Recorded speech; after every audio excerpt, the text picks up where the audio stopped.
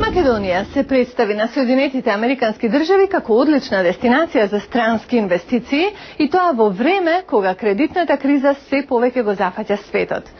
Кое е размислувањето за оваа идеја, кои се очекувањата и како тоа беше примено од следниот прилог?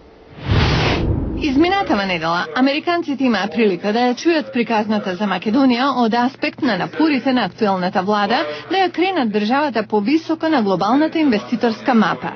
Во Сан Франциско и во Чикаго, владината екипа беше во мисија да ги убеди тамошните бизнес заедници дека тоа е приказна на упорност и посветеност да се успее, приказна за реални проблеми спротивставени со рационални решенија, на реформи за јакнење на демократијата, владењето на правото и пазарната економија. И како сето тоа мина? Разговаравме со неколкумина учесници и присутни. Еве ги нивните размислувања. Мајк Зафировски, бизнес ветеран со импресивно глобално искуство.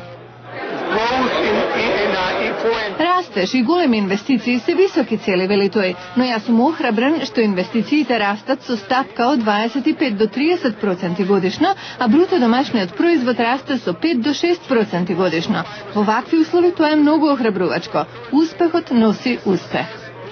Јовица Палашевски е новиот генерален конзул на Република Македонија во Чикаго.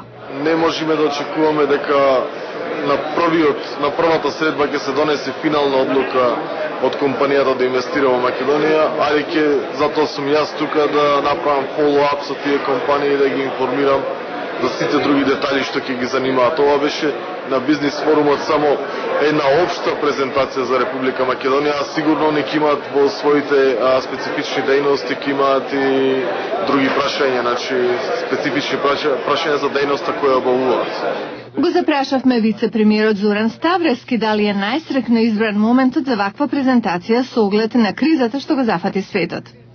Па јас би рекол дека секогаш е добро да правите нешто што другите не го прават, затоа што е конкурентен свет и треба да бидете запаметени по нешто.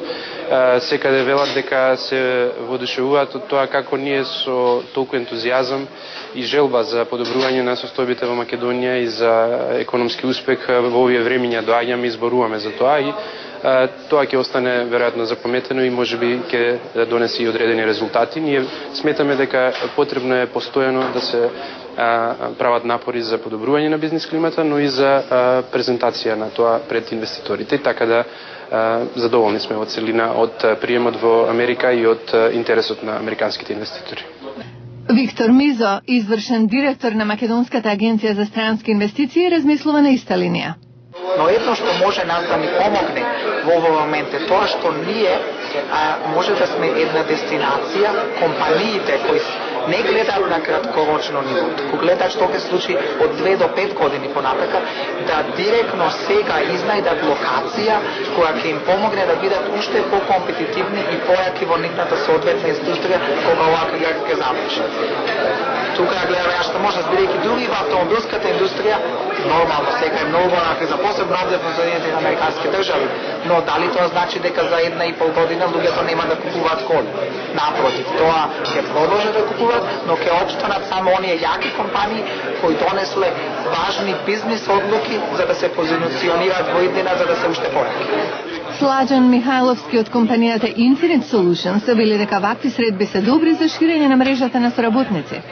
Да, сега го ставивме добар број на контакти и сега на нас да направиме follow-up, да продолжиме со тие контакти да дојдеме до некој конкретен бизнес. Кај Вера Лалчевска, која е на постдипломски студии на Дюк универзитетот во Центарот за меѓународен развој, атмосферата оставила најголем впечаток. Многу е убаво да се осети амбиентот, многу се сите позитивно расположени, има многу министри наши дојдени премиерот и така натаму, и нивните изјави, нивните говори, навистина влеа инспирација за инвестирање во Македонија.